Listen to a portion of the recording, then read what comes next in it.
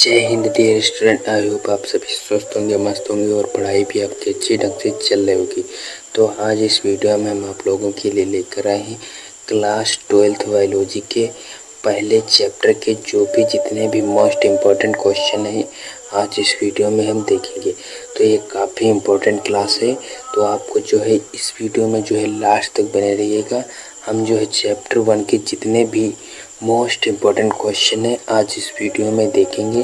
पुष्पीय पादपों में लैंगिक जनन चैप्टर है, पहला चैप्टर है जो इसमें जितने भी मोस्ट इम्पोर्टेंट क्वेश्चन है वो हम सारे आज देखेंगे।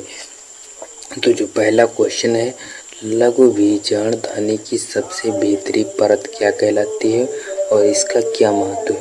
तो पराग कोश की लघु बीजाणुधानी की सबसे भीतरी परत जो होती है टेपिटम कहलाती है। यह लघु बीजाणु या पराग कणों को पोषण प्रदान करती है।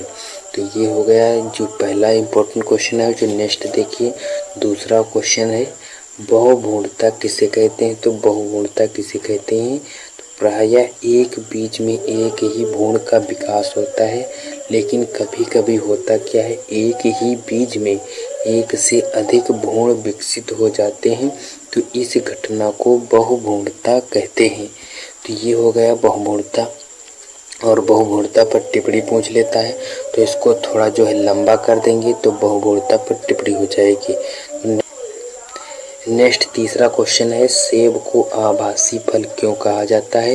या फिर इस तरह क्वेश्चन आपसे पूछेगा कि सेब को नकली फल क्यों कहा जाता है या नकली फल कौन से हैं, ये इस तरह क्वेश्चन आपसे पूछ सकता है। तो पुष्प का कौन सा भाग फल की जो है रचना करता है। तो इस तरह से आप क्वेश्चन पूछा जाएगा आपके बोर्ड एग्जाम में। तो इसका आंसर देंगे, निषेचन के पश्चात अंडाशय के परिपक्व होने से फल बनता है, वह पुष्प के शेष अंग झड़ जाते हैं। ऐसा फल सत्य फल या असली फल कहलाता है, सत्य यानी असली फल कहलाता है। और आभासी फल का विकास अंडाशय से न होकर, अंडाशय से नहीं होता है, और जो है अंडाशय से न होकर पुष्प के किसी अन्य भाग से होता है। सेब में चूंकि पुष्पासन फल का मुख्य खाने योग्य भाग बनाता है, इस कारण सेब को आभासी फल या नकली फल कहा जाता है। तो ये सेब जो है ये क्वेश्चन काफ़ी इम्पोर्टेंट है, तो आप इसको याद कर लीजिए, जो है काफ़ी इम्पोर्टेंट है, बार बार पूछा गया क्वेश्चन है। नेक्स्ट क्वेश्चन है, अनिषेक जनन को परिभाषित कीजिए। तो ये भी इम्पोर्टेंट क्वेश्चन है। बिना निषेचन के अर्थात यानी अनिषेचित बीजांड द्वारा अगुणित भ्रूण एवं बीज का विकसित होना अनिषेक जनन कहलाता है। तो ये अनिषेक जनन हो गया। और इसी में पूछ सकता है कि अनिषेक फलन क्या है। तो बिना निषेचन के जो हमें फल प्राप्त हो जाए उसे अनिषेक फलन कहते हैं। समझने वाली बात है। अगर आप जो है इसको नहीं समझेंगे तो आपकी जो है इसमें आपका ही लॉस होगा। तो हम जो अनिषेक फलन पूछेगा तो आपको उसमें क्या लिखना है कि जब बिना निषेचन यानी कि बिना निषेचन के जब फल की प्राप्ति हो जाए तो इसे जो कहते हैं किस इसे क्या कहते हैं, अनिषेक फलन कहते हैं। और अनिषेक जनन में जो है एग्जाम्पल के तौर पर क्या है, आलू है, धतूरा है आदि। तो ये अनिषेक जनन हो गया। नेक्स्ट देखते हैं क्वेश्चन। नेक्स्ट क्वेश्चन है, पर परागण किसे कहते हैं और इसके लाभ व हानि लिखिए। ये काफ़ी इम्पोर्टेंट क्वेश्चन है, आप इसको जो है अच्छी ढंग से समझिएगा। पर परागण किसे कहते हैं, तो जब एक पुष्प के पराग कण लैंगिक जनन द्वारा उत्पन्न उसी जाति के अन्य पादप के वर्तिकाग्र पर विभिन्न माध्यमों से पहुंचते हैं, तो इस घटना को परपरागण कहते हैं। तो ये परपरागण और एग्जाम्पल के तौर पर जैसे वायु द्वारा, जल द्वारा, कीट द्वारा आदि द्वारा। और परपरागण को इसको जो है माध्यम की आवश्यकता होती है। इसमें अभी हम लाभ और हानियां बताएंगे। ये जो आपसे क्वेश्चन इस तरह जो पूछेगा, ये 3 नंबर में क्वेश्चन पूछेगा, तो ये काफ़ी इंपॉर्टेंट है। और बोर्ड एग्जाम में जो 3 नंबर के क्वेश्चन जो होते हैं वो 12 आते हैं। ये 3 नंबर वाले क्वेश्चन जो हैं आप इनको अच्छी ढंग से तैयार कर लीजिए। ये 3 नंबर वाले क्वेश्चन जो 12 आएंगे तो 12 3 36 यानी कि जो आधा पेपर बनता है बायोलॉजी का, वो जो है एक जो है टिप्पणियाँ और अंतरों से बनता है 3 नंबर वाले क्वेश्चनों से। तो ये जो है आपके क्वेश्चन तैयार करने वाले हैं ताकि आपके जो है बोर्ड एग्जाम में अच्छे नंबर आए। तो अब इसमें जो है पर परागण से जो है लाभ क्या है, तो पर परागण के फलस्वरूप आनुवंशिक पुनर्योजन होता है जिसके कारण संतति में लाभदायक लक्षण विकसित होते हैं। और दूसरा पॉइंट है पर परागण के फलस्वरूप बने बीज संख्या में जो है अधिक और स्वस्थ होते हैं। तीसरा पॉइंट लिखेंगे पर परागण से नई जातियां उत्पन्न होती हैं। स्वपरागण होता है उसमें जो नई जातियां नहीं उत्पन्न होगी। अब इसमें जो है परागकण जो होते हैं वो जो है एक पुष्प की जो है दूसरे पुष्प पर जाएंगे तो इससे 2 पुष्पों का मेल होता है, और जबकि जो है स्वपरागण होता है वह एक ही पुष्प पर होता है। तो ये स्वपरागण हो गया और पर परागण में यही अंतर होता है। तो नेक्स्ट जो इसमें आप देखते हैं पर परागण की हानियाँ क्या है। तो पर परागण में हानियाँ क्या है, पर परागण में परागकण जो होते हैं वो अधिक संख्या में व्यर्थ हो जाते हैं। इसमें जब माध्यम की आवश्यकता होती है तो ये जब वायु के द्वारा जाएंगे तो भी जो है रास्ते में परागकण जो जाएंगे वो पूरे तो जाएंगे नहीं, जितने परागकण जब एक पुष्प से दूसरे पुष्प पर जाएंगे तो माध्यम की आवश्यकता से जो माध्यम के द्वारा जाएंगे, किसी जल द्वारा जाएंगे, वायु द्वारा जाएंगे, किसी भी तरह जाएंगे, कीट द्वारा जाएंगे, तो पर परागण जो है में यही होता है कि जो है बीच में इनका जो है परागकण ये जो होते हैं वो लॉस होता है। वो जो है एक आधे जाएंगे, ऐसा होगा जो एक ही आधे होंगे तो पहुँचेंगे भी नहीं दूसरे पौधे तक। तो ये होता है पर परागण में।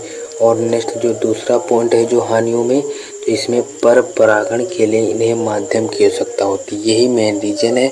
इसमें अगर माध्यम की आवश्यकता ना होती वे परागकण कम खर्च होते, लेकिन इसमें बिना माध्यम के जो है ऐसा संभव ही नहीं है। तो ये पर परागण हो गया। नेक्स्ट क्वेश्चन है पुष्पीय पादपों में लघु बीजाणु जनन का वर्णन कीजिए। तो ये भी इम्पोर्टेंट क्वेश्चन है। हम इसमें जितने भी क्वेश्चन जो बता रहे हैं ये काफ़ी इम्पोर्टेंट है। अभी से बढ़िया तैयार करते चलेंगे तो आपकी बोर्ड एग्जाम की तैयारी भी अच्छी ढंग से हो जाएगी। तो ये अगर जो है आप अभी से तैयार करेंगे, जैसे कबीर साहब क्या कहते हैं, धीरे धीरे जय मना धीरे सब कुछ होए और माली सींचे 100 घड़ा ऋतु आए फल होए।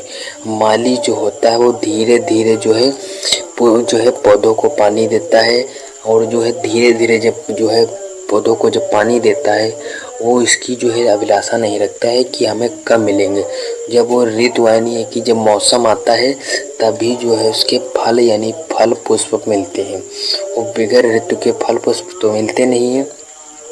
जैसे इस समय जो है आम का सीजन चल रहा है, आम जो है 1 साल बाद आते हैं। अब वो जब धीरे धीरे आप अगर उसमें मेहनत करेंगे तभी तो आपको फ़ायदा मिलेगा। वह इसी प्रकार है आपकी पढ़ाई। अगर आप अभी से जो है इसकी मेहनत करते चलेंगे तो आपका रिजल्ट बढ़िया आएगा। अगर आप अभी से लापरवाही करेंगे तो आपका रिजल्ट बिल्कुल तय है कि आपका ख़राब जाएगा। तो अब चलिए देखते हैं जो है छठा क्वेश्चन है, ये भी काफ़ी इंपॉर्टेंट है। पुष्पीय पादपों में लघु बीजाणु जनन का वर्णन कीजिए। तो इसमें क्या है, लघु बीजाणु मात्र कोशिका में लघु बीजाणुओं के बनने की क्रिया लघु बीजाणु जनन कहलाती है। तरुण पराग कोशों की कुछ अधोस्तरीय कोशिकाएं अन्य कोशिकाओं से भिन्न हो जाती हैं जिन्हें प्रप्सु कोशिकाएं कहते हैं। इसमें क्वेश्चन एक तरीके से और पूछेगा कि प्रप्सु कोशिकाएं किसे कहते हैं, प्रप्सु कोशिकाएं क्या हैं, इस तरह से आपसे क्वेश्चन पूछ सकता है। और प्रत्येक प्रप्सु कोशिका परिणत विभाजन द्वारा एक बाहरी प्राथमिक भित्तीय कोशिका बनाती है। प्राथमिक भित्तीय कोशिकाओं अंतःभित्तीय मध्य स्तर व टेपटम का निर्माण होता है। तो ये हो गया पुष्पीय पादपों में लघु बीजाणु जनन का वर्णन। तो अब नेक्स्ट क्वेश्चन है, लास्ट क्वेश्चन है इस चैप्टर का, लास्ट चैप्टर ए जो है इस चैप्टर का लास्ट क्वेश्चन है। और इसमें हमने जो भी क्वेश्चन बताए हैं काफ़ी इम्पोर्टेंट हैं, तो इनको आप अच्छी ढंग से तैयार कर लीजिएगा। तो जो है इसमें क्वेश्चन है गुरु बीजाणु जनन क्या है। तो गुरु बीजाणु जनन क्या है, द्विगुणित गुरु बीजाणु मात्र कोशिका में अर्धसूत्री विभाजन के फलस्वरूप अगुणित गुरु बीजाणु बनने की प्रक्रिया गुरु बीजाणु जनन कहलाती है। तो ये हो गया गुरु बीजाणु जनन क्या है। थे या गुरु बीजाणु जनन किसे कहते हैं। इस तरह से आप क्वेश्चन जो है आपके बोर्ड एग्जाम में पूछा जा सकता है। तो आई होप आप लोगों को हमने जितने भी इसमें जो है इस चैप्टर के जितने भी क्वेश्चन बताए हैं आपको अच्छी ढंग से समझ में आ गए होंगे और आप इनको अगर अच्छी ढंग से तैयार कर लेंगे, अभी से जो है एक एक चैप्टर को कवर करते चलेंगे। अगर आप जो है एक एक क्वेश्चन जो है डेली याद करेंगे तो आपका जो पूरा सिलेबस बढ़िया आपको अच्छी ढंग से याद हो जाएगा और जो है आपके अच्छे अंक आएंगे। तो आपके अच्छे अंक आएंगे तो आपके परिवार वाले भी खुश होंगे, रिश्तेदार भी खुश होंगे, सभी खुश होंगे, आप भी खुश होंगे।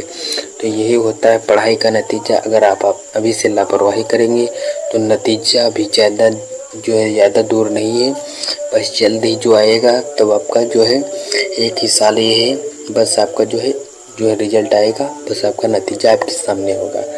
तो चलिए इस वीडियो में जो है हमने जो बताया है आपको अच्छी ढंग से समझ में आ गया होगा। तो हम मिलेंगे नेक्स्ट वीडियो में, तब तक के लिए जय हिंद।